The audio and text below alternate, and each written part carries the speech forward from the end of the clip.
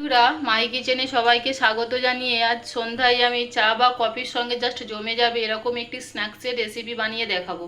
তার জন্য আমি এখানে সেদ্ধ আলু এবং দুটো ডিম সেদ্ধ নিয়েছি এখানে কিছু পরিমাণ সবজি কুচি, পেঁয়াজ আছে, গাজর আছে, ক্যাপসিকাম, আদা রসুন এবং একটু লাল লঙ্কার কুচি করা আছে, আর কিছুটা চিজ এখানে রাখা আছে। ঠিক আছে, মশলার জন্য আছে এখানে ধনে জিরে গুঁড়ো, গরম মশলা এবং কিছুটা কসুরি মেথি। আমি আলুটাকে এরকমভাবে ম্যাশ করে নিচ্ছি। ডিমটাকেও একইভাবে এরকমভাবে আমি গ্রেট করে নিচ্ছি।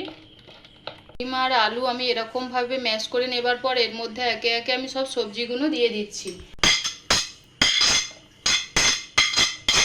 পেঁয়াজ কুচিও দিয়ে দিলাম, আদা বাটা, রসুন বাটা এবং লঙ্কা কুচি দিয়ে দিলাম, ধনে জিরে, গরম মশলা এবং কসুরি মেথি। পরিমাণ মতো নুন দিয়ে দিলাম বা স্বাদ মতো নুন দিয়ে দিলাম। চিজগুলো দিয়ে দিলাম।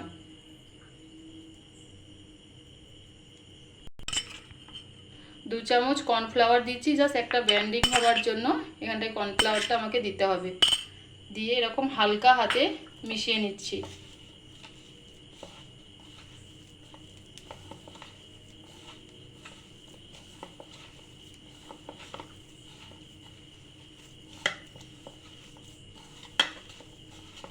এখানে আপনারা এখানে লঙ্কা গুঁড়ো, হলুদ গুঁড়ো ব্যবহার করতে পারেন।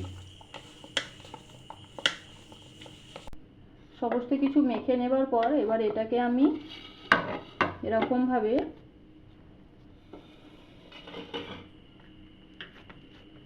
হাতের সাহায্যে এরকমভাবে চ্যাপ্টা করে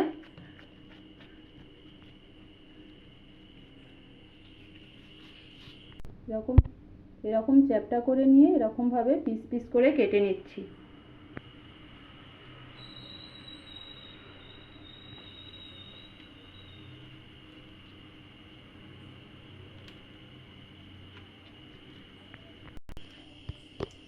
সমস্ত নাস্তাগুলো আমি এরকমভাবে চৌকো শেপে কেটে নিয়েছি এবং পরিমাণ মতো হালকা আছে একদম ভেজে নেব।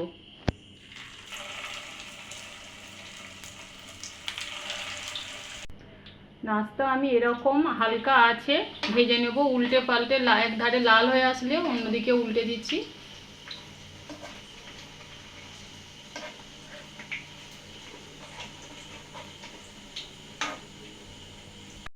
নাস্তা ভাজা হয়ে গেছে, লাল লাল করে আমি এরকমভাবে ভেজে নিয়ে তুলে নিচ্ছি।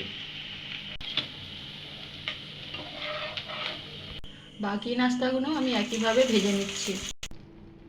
নাস্তাগুলো লাল লাল ভাবে ভাজা হয়ে গেছে, এবার আমি তুলে নিচ্ছি। খুব সহজেই বানিয়ে নিলাম বন্ধুরা গরম গরম স্ন্যাক্সের রেসিপি, যা চা বা কফির সঙ্গে একদম জাস্ট জমে যাবে। আর আমার এই রেসিপিটা ভালো লাগলে অবশ্যই লাইক, কমেন্ট এবং শেয়ার করবেন। দেখতেই পাচ্ছেন জাস্ট অসাধারণ খেতে, কিন্তু একবার হলো বাড়িতে বানিয়ে দেখবেন, আপনাদেরও ভালো লাগবে। ভালো লাগলে আমার চ্যানেলটি সাবস্ক্রাইব করে আমার পাশে থাকবেন।